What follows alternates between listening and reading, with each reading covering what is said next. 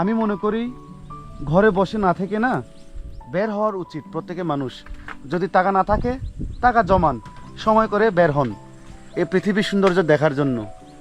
পাহাড়ের সৌন্দর্য কি জানেন? এদিকে দেখেন, এদিকে প্রচণ্ড রোদ আর কিছু কিছু জায়গা ছায়া পড়ে গেছে।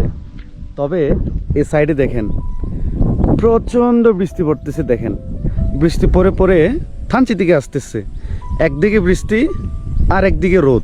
দেখতে ভালোই লাগতেছে এই দৃশ্যটা। আকাশটাও দেখেন এত পরিষ্কার, খুবই সুন্দর, সাদা মেঘ, নীল আকাশ। আর এদিকে যত দূর দেখতে চান তত দূর দেখতে পারবেন। এদিকেও দেখেন কিছুক্ষণ আগে এদিকে বৃষ্টি ছিল, বৃষ্টি এখন এদিকে থেমে গেছে, এদিকে একটু করে বৃষ্টি পড়তেছে। তবে এ মাঝখানে কোনো বৃষ্টি নাই, তবে এই সাইড থেকে বৃষ্টি করে এদিকে আসতেছে।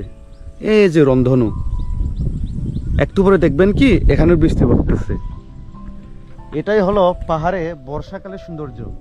এ মেঘ, এ বৃষ্টি, এ রোদ, অদ্ভুত সুন্দর, অদ্ভুত। পৃথিবী আসলে কত সুন্দর রে ভাই। যারা কখনো ঘুরে দেখেন নাই তারা কখনো বলতে পারবে না পৃথিবী কত সুন্দর। পৃথিবী অদ্ভুত সুন্দর, অদ্ভুত।